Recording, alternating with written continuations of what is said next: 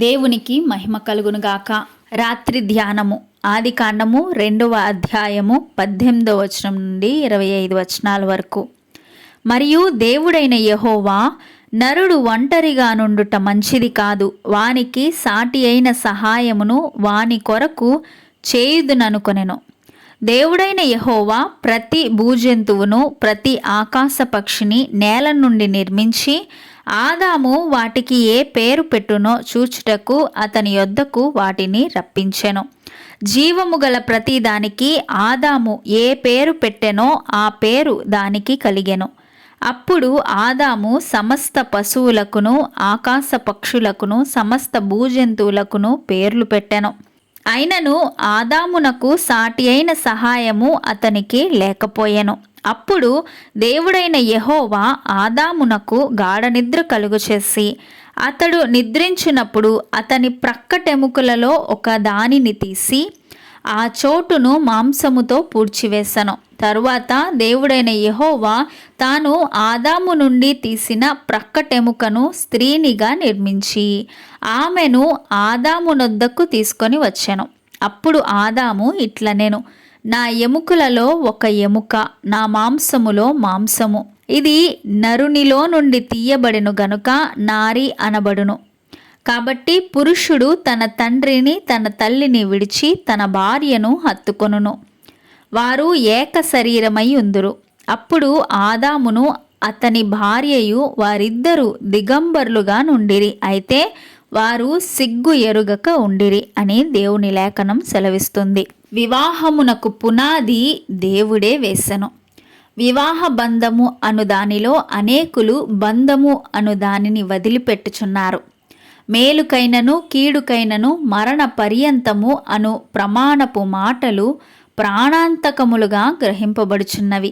స్వేచ్ఛావాది అయిన ఒక బోధకుడు చెప్పునదేమనగా, ఇప్పుడు మనకు తెలిసిన ఈ వివాహ వ్యవస్థ చాలా ప్రాచీనమైనదని చెప్పి ఉండెను. అయితే ఈ విషయాన్ని పరిశోధించి చూచినప్పుడు వివాహితులే సంతోషముగాను ఆరోగ్యముగాను ఉండునట్లు తేలుచున్నది.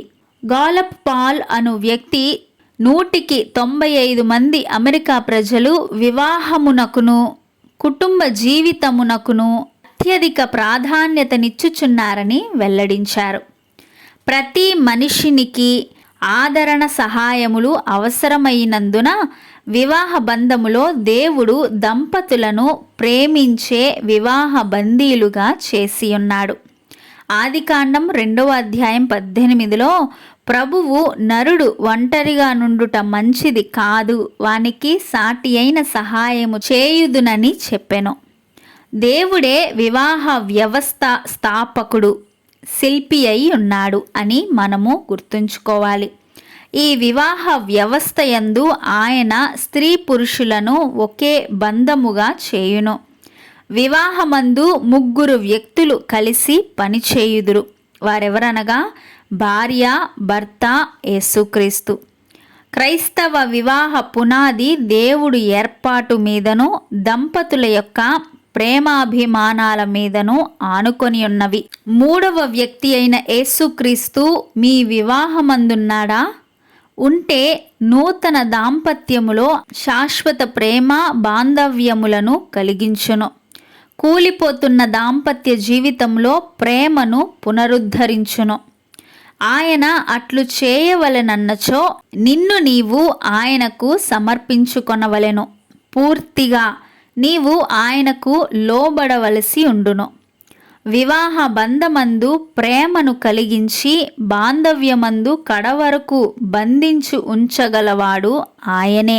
మత్తయి సువార్త 19వ అధ్యాయం 6వ వచనం ఇలా సెలవిచ్చుచున్నది, కాబట్టి వారికను ఇద్దరు కాక ఏక శరీరముగా ఉన్నారు గనక దేవుడు జతపరిచిన వారిని మనుష్యుడు వేరుపరచకూడదని చెప్పెను.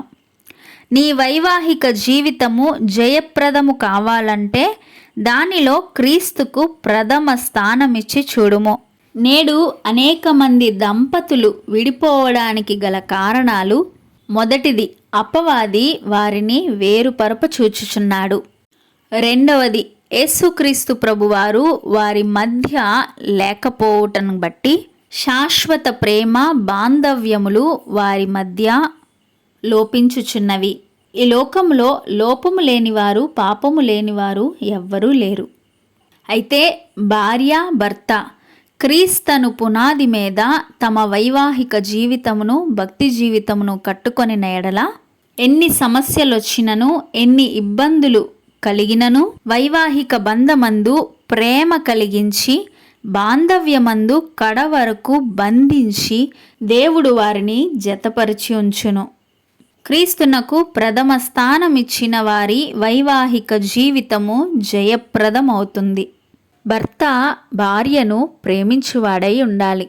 చాలామంది భర్తలు ఇరుగు పొరుగు వారితో బాగా మసులుకుంటారు, కానీ భార్యను ప్రేమించరు, ప్రేమగా మాట్లాడరు, ప్రేమ కలిగి జీవించరు. భార్య తన భర్తకు లోబడి ఉండాలి.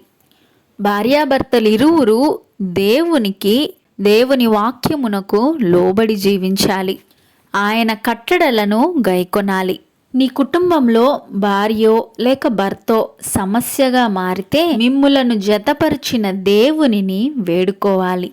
నీ పరిస్థితిని వివాహ బంధమును చక్కపరచమని సరిచేయు శక్తి నీకు అనుగ్రహించమని దేవునికి మొరపెట్టాలి.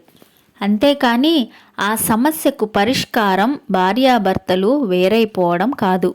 అట్లు జరిగిన అపవాది మీపై జయం పొందినట్లే. దేవునిని స్తుతించుట ద్వారా నీ పరిస్థితులను చక్కపెట్టుకోగలవు. దేవుడు నీ పట్ల చేసిన ప్రతి మేలును తలంచుకొని జ్ఞాపకముంచుకొని ఆయనను స్తుతించు. అవివాహితులుగా ఎందరో మిగిలిపోయారు. అయితే నీకు వివాహ బంధం ఏర్పరచబడింది అంటే దానికి కారణం దేవుడే గనుక నీ ప్రతి పరిస్థితిని చక్కపెట్టమని దేవుని అడిగిన ఎడల ఆయన సమస్యలన్నిటినీ చక్కపరిచి నీకు మేలు చేసి నీ బంధమును కొనసాగింపచేయును.